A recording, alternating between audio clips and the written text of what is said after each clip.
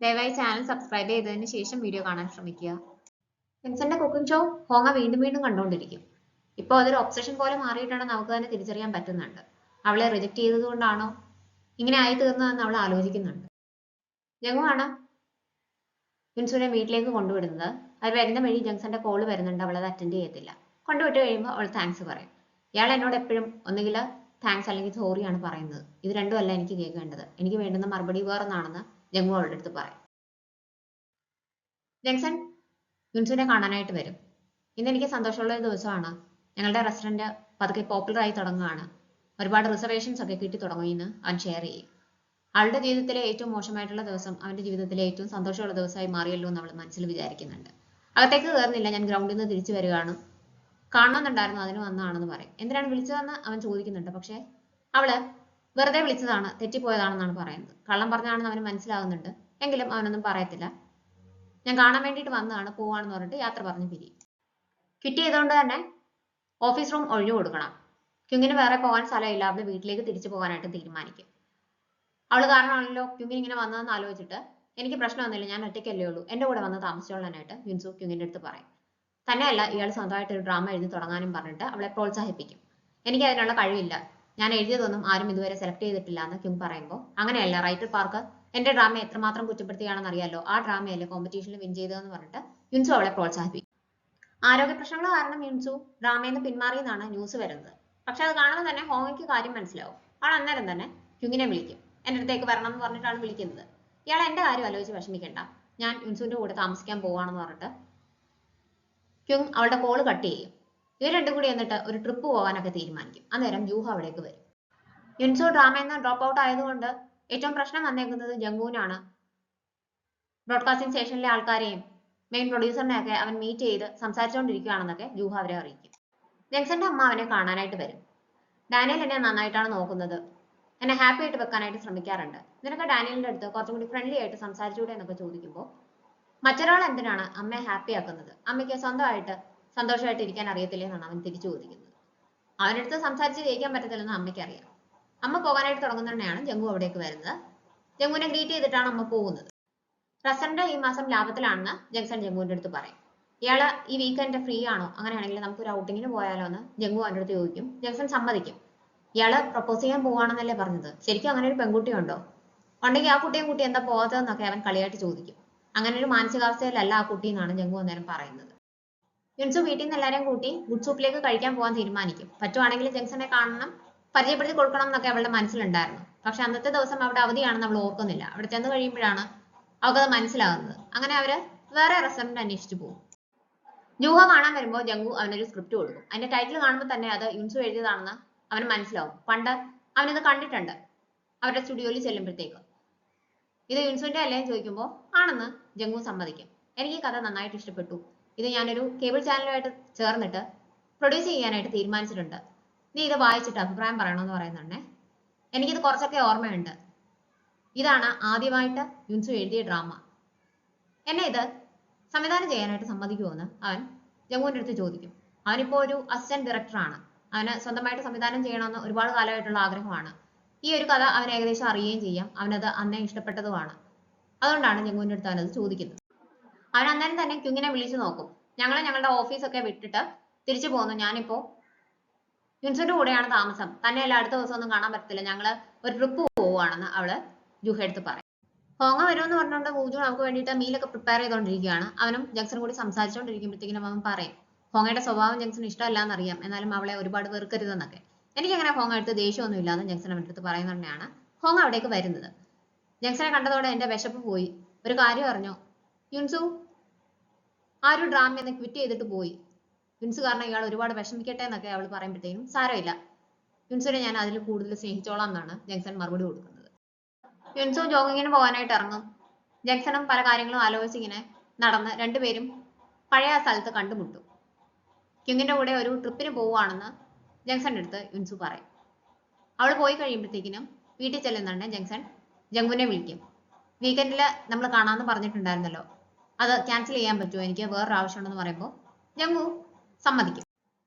യുൻസുവും ക്യുങ്ങും കൂടി ട്രിപ്പ് പോവാണെന്ന് കേൾക്കുമ്പോൾ തന്നെ ജൂഹ ജംഗുവിന്റെ അടുത്തേക്ക് തിരിച്ചു വരും. ഇയാളെ ഇത്രയും കാലം സൈലന്റ് ആയിട്ട് യുൻസുവിനെ സ്നേഹിച്ചുകൊണ്ടിരുന്നിട്ട് കാര്യമൊന്നുമില്ല. ഇയാൾ എന്തെങ്കിലും പറയുമെന്ന് വിചാരിച്ചിട്ട് യുൻസു വെയിറ്റ് ചെയ്യായിരിക്കും. നിങ്ങളെ രണ്ടുപേരെയും കൂടി ഒന്നിക്കാനായിട്ട് ഞാൻ ഹെൽപ്പ് ചെയ്യാം. നാളെ എൻ്റെ കൂടെ ഒരിടം വരെ വരണം. അവരൊരു ട്രിപ്പ് പോവുകയാണ്. അവിടെ വെച്ചിട്ട് യുൻസുവിനെ നമുക്ക് മീറ്റ് ചെയ്യാം. ആക്സിഡന്റലായിട്ട് മീറ്റ് ചെയ്യുന്ന കൂട്ട് അവിടെ വെച്ച് കാണാം. ബാക്കി കാര്യങ്ങളൊക്കെ ഞാൻ ഹാൻഡിൽ ചെയ്തോളാം എന്നൊക്കെ പറഞ്ഞിട്ട് അവൻ ജംഗുവിനെ പറഞ്ഞ് സമ്മതിപ്പിക്കും. ക്യുങ്ങും യുൻസുവും പോകാനായിട്ട് റെഡി ആയിട്ട് നിൽക്കുമ്പോഴത്തേക്കിനും ജംഗ്ഷൻ അവിടേക്ക് വരും. ഞങ്ങൾ ട്രിപ്പ് പോവാണെന്ന് ക്യുങ് പറയുമ്പോഴത്തേക്കിനും എനിക്കറിയാം നിങ്ങളെ ഹെൽപ്പ് ചെയ്യാൻ വന്നതാണെന്നാണ് അവൻ പറയുന്നത്. പക്ഷേ അവൻ വന്നത് എന്തിനാണെന്ന് ക്യുങ്ങിന് മനസ്സിലാവും. അവൾ ആകെ എക്സൈറ്റഡ് ആവും. യുൻസു അവളുടെ എക്സൈറ്റ്മെന്റ് പുറത്ത് കാണിക്കാതിരിക്കാൻ ശ്രമിക്കുമ്പം ക്യുങ് ആണ് അവൾക്ക് വേണ്ടിയിട്ട് അതെല്ലാം എക്സ്പ്രസ് ചെയ്യുന്നത്. അവള് യുൻസുവിനെ കളിയാക്കുകയും ചെയ്യും.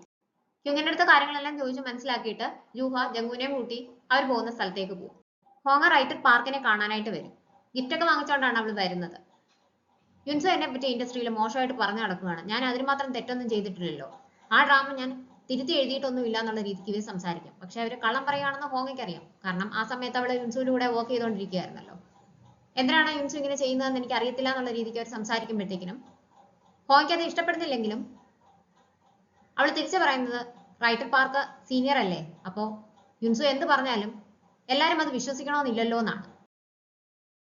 അതൊക്കെയാണ്. എന്നാലും പുതിയ വർക്ക് കിട്ടാനായിട്ട് ഇപ്പൊ വലിയ ബുദ്ധിമുട്ടാണെന്ന് അവർ തുറന്ന് സമ്മതിക്കും.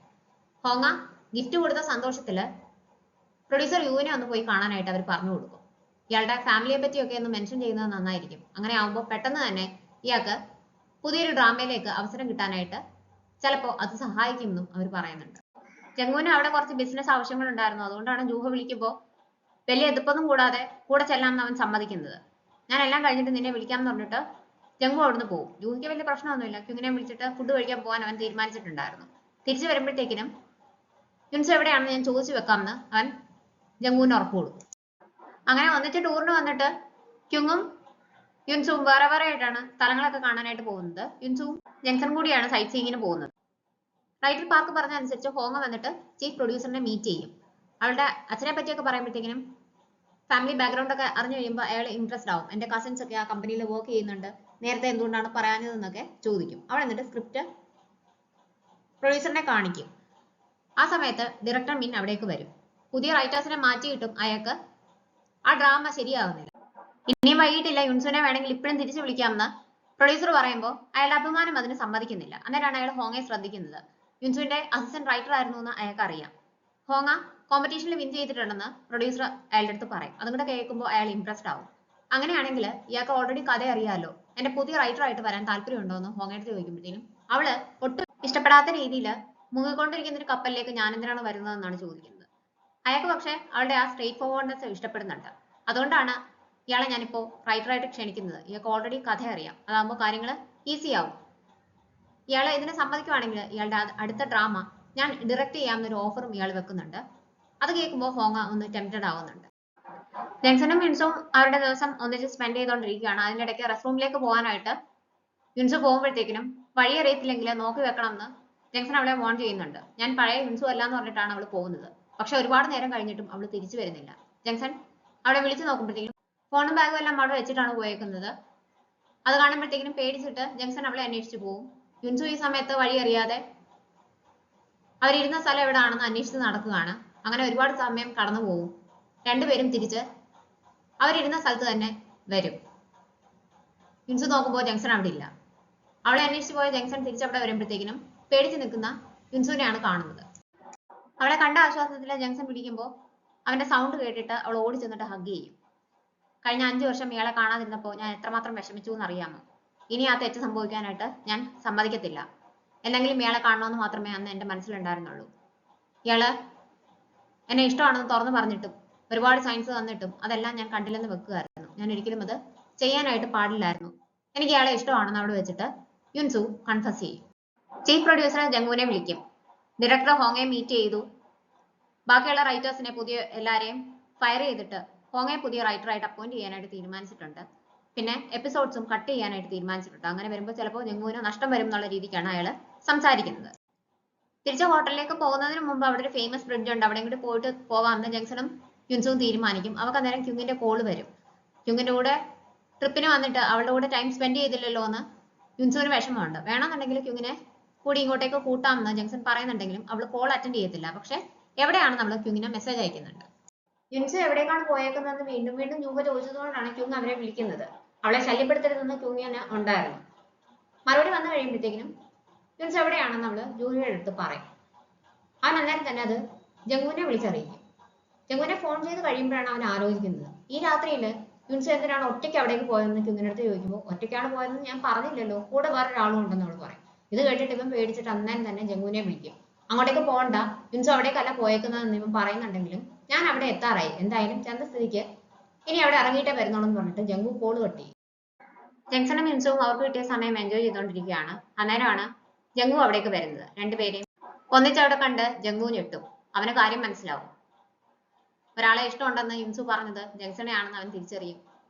എന്നെ ഒരാൾ റിജക്ട് ചെയ്തു, തിരിച്ചു പോയിട്ട് എനിക്ക് ആളെ കാണണം എന്നൊക്കെ ജംഗ്ഷൻ പറഞ്ഞത് യുൻസുവിനെ പറ്റിയാണെന്നും അവന് മനസ്സിലാവും. യുൻസുവിനെ പ്രപ്പോസ് ചെയ്യാൻ വേണ്ടിയിട്ട് എല്ലാ ഹെൽപ്പും ചെയ്യാം എന്നൊക്കെ ജംഗ്ഷൻ എക്സൈറ്റഡ് ആയിട്ട് പറഞ്ഞതൊക്കെ ജംഗുവിന്റെ മനസ്സിൽ കൂടി പോകും. പരസ്പരം എല്ലാ കാര്യങ്ങളും അവർ അങ്ങോട്ടും ഇങ്ങോട്ടും പറഞ്ഞിട്ടുണ്ടെങ്കിലും ഇന്നയാളെ പറ്റിയാണ് പറയുന്നതെന്ന് അതുവരെ അവര് തിരിച്ചറിഞ്ഞിട്ടുണ്ടായിരുന്നില്ല. വിഷമത്തോടെ അവരെ നോക്കി ജംഗു അവിടെ നിൽക്കും.